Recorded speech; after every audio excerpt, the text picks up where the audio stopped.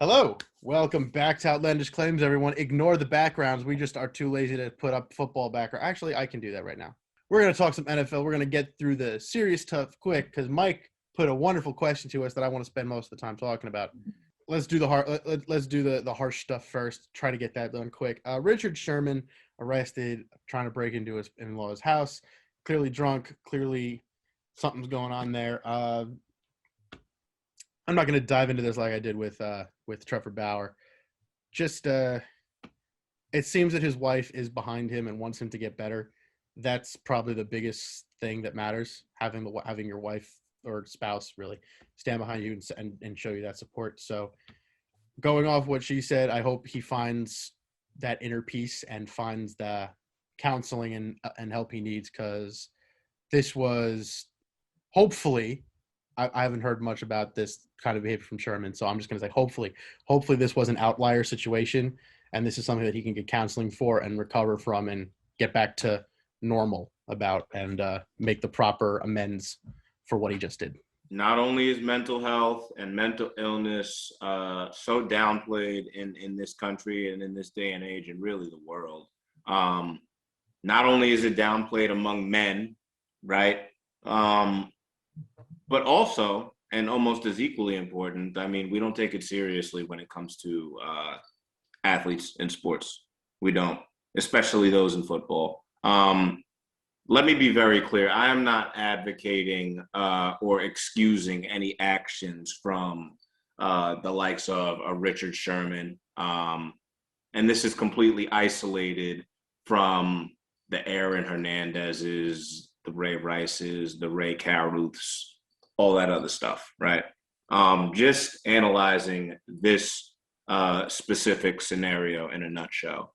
You have a man who's a perennial Pro Bowler, who's been to multiple Super Bowls, who's won a Super Bowl, who's probably going to be in the Hall of Fame. You have a situation where this guy literally has everything that he could want, but at the same time, something's wrong. And what's even more hurtful for me is that you have, in this instance, the wife, Ashley Sherman, who clearly knows her husband and stands behind her husband. You have a pair of in-laws who are clearly affected by the situation. And specific to Richard Sherman himself, you have a man that put himself in grave danger last week, not only just with the DUI incident, but also threatening to kill himself. I'm here to tell you right now that we as a nation really need to get better and continue to identify when we are seeing people deteriorate in front of our very eyes, and not to shame them, but to encourage them and others that don't necessarily have a voice as strong as they do to get help. I don't know if I could say it any better. You hit everything I think you needed to, especially the fact that, this is a guy whose whole career, he's put himself physically through it all. And then you hear the recordings, you hear what the story was, how the brain operates, how the brain works. CTE. During and after careers, I think needs to be put on display. And football players, anyone really who's putting their brains through a lot in this regard, we need to do a better job of finding them help. With that, we will move on, and kind of a segue here, someone who puts their body on the line all the time. Reports came out that Tom Brady played the entire season last year with a torn MCL.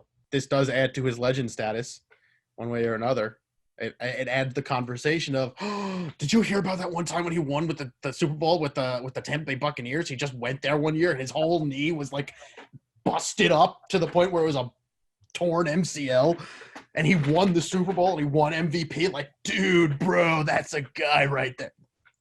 You just hear all of Tampa talking like that for now until the end of eternity. I saw this report the other day and I said to myself that exact thing. I was like, well, what does he have to really prove? Like, I'm not surprised if it is true. Obviously, like, we haven't heard anything about him having surgery on his knee, have we? And a torn MCL requires surgery. So since we haven't heard anything about him actually being operated on, that's a little odd. especially now that we're coming up to training camps in the next 2 weeks and preseason games. Obviously, he's going to play like 2 minutes of preseason games, but regardless, I think it still begs the conversation of not so much what he did, but now where does this go?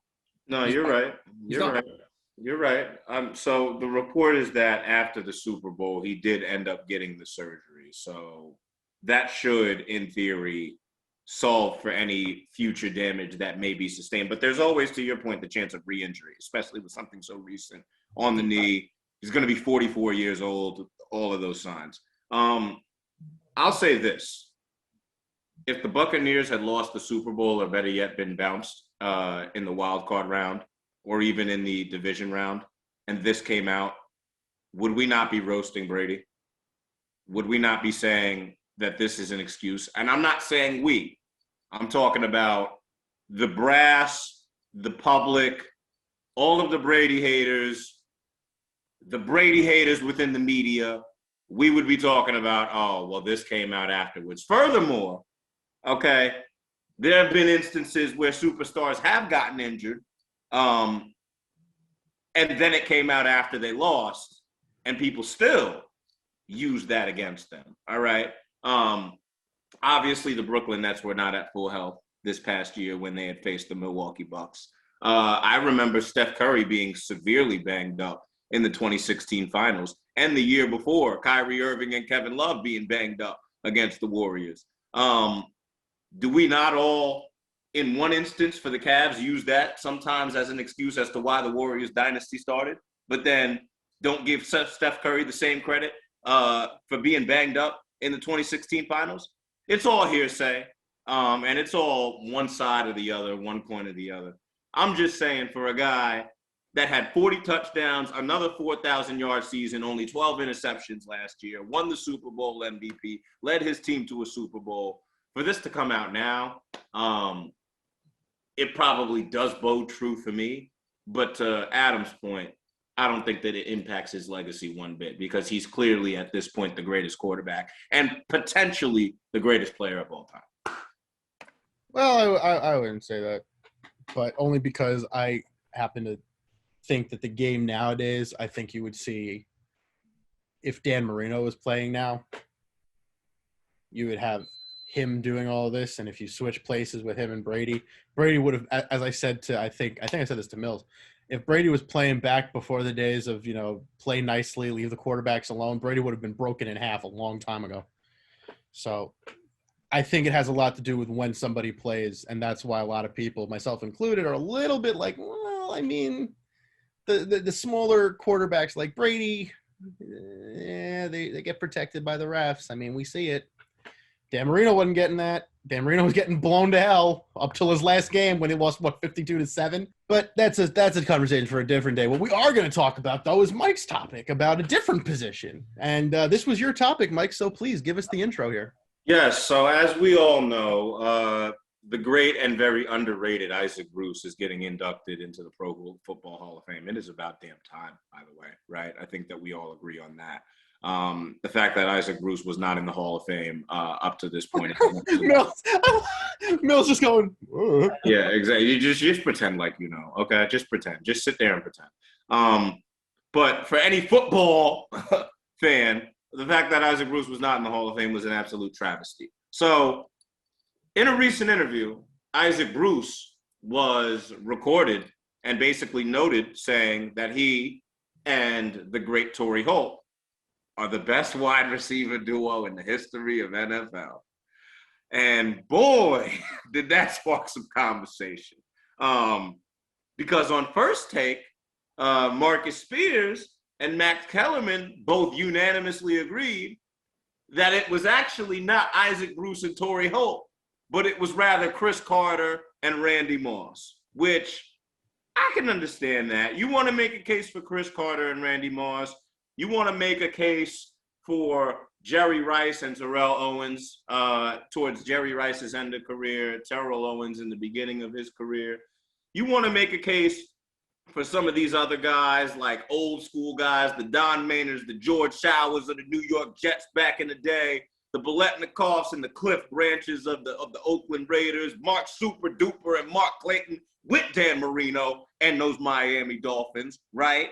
I get down by it, but I'm going to take it there, y'all.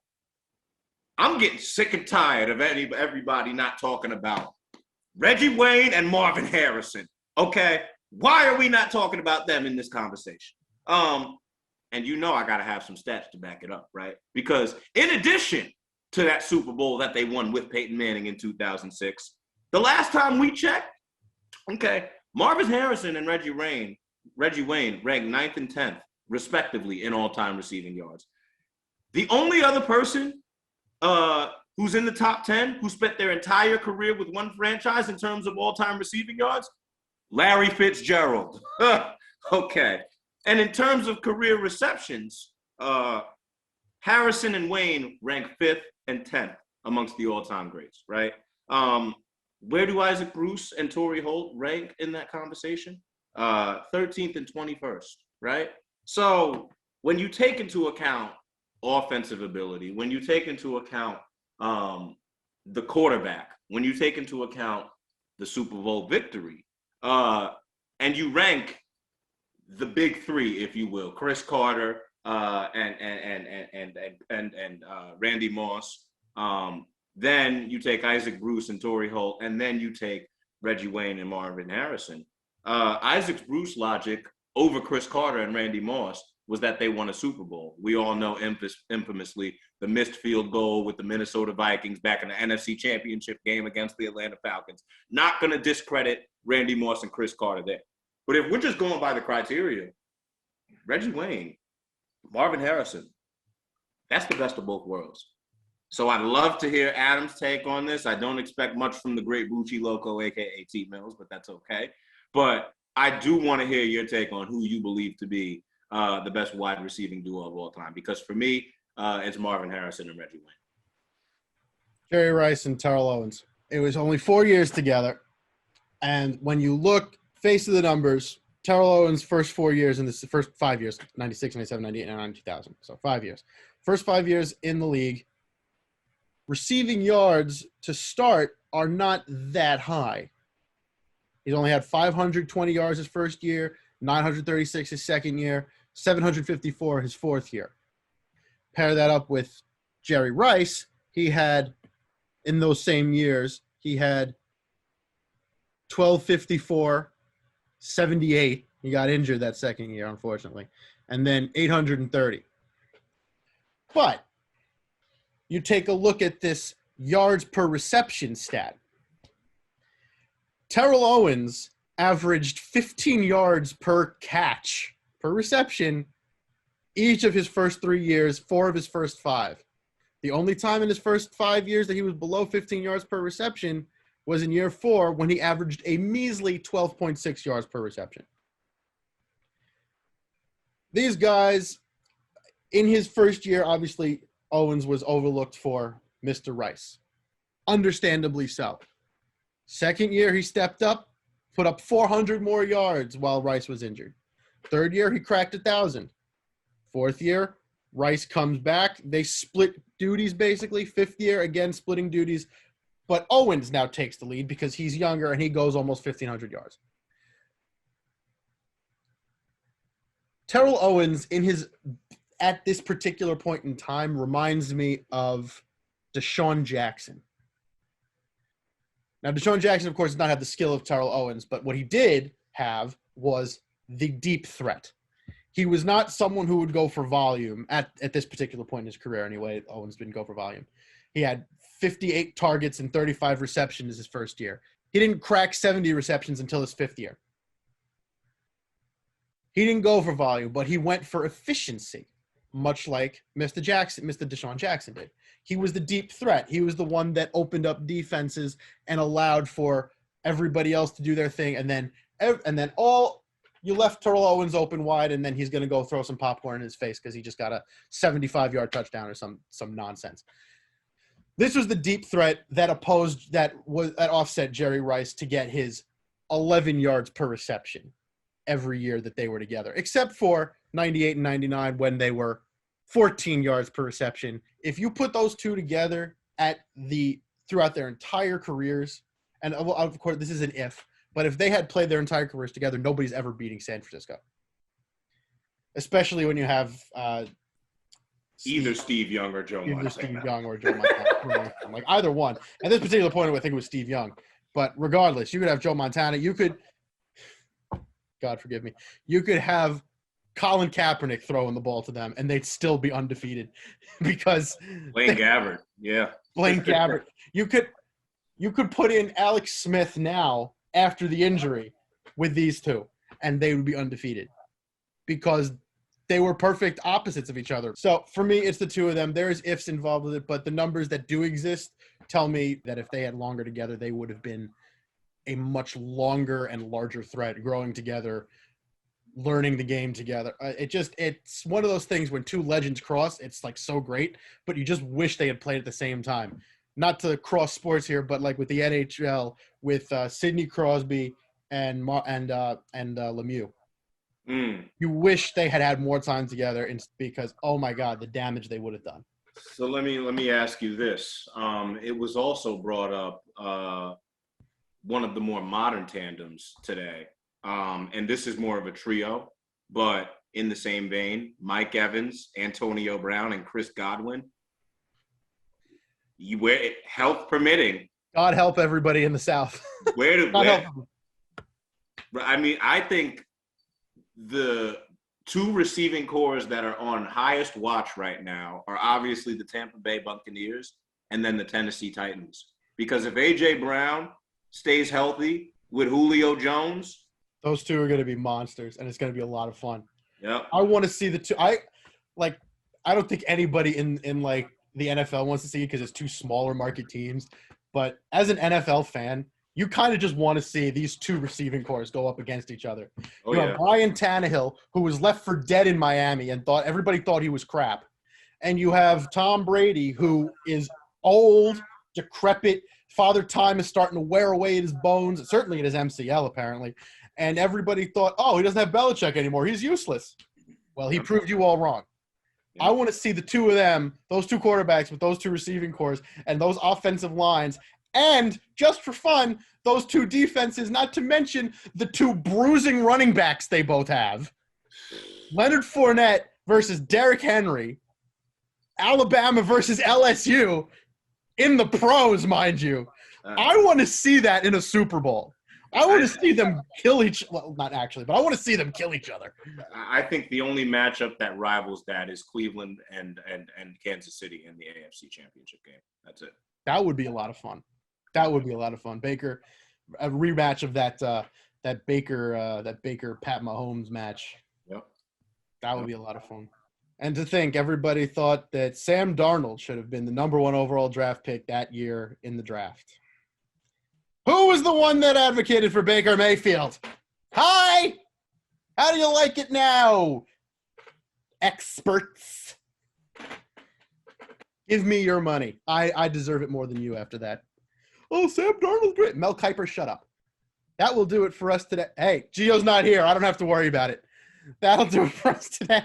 We'll be back tomorrow. Thanks for watching. We'll see you then.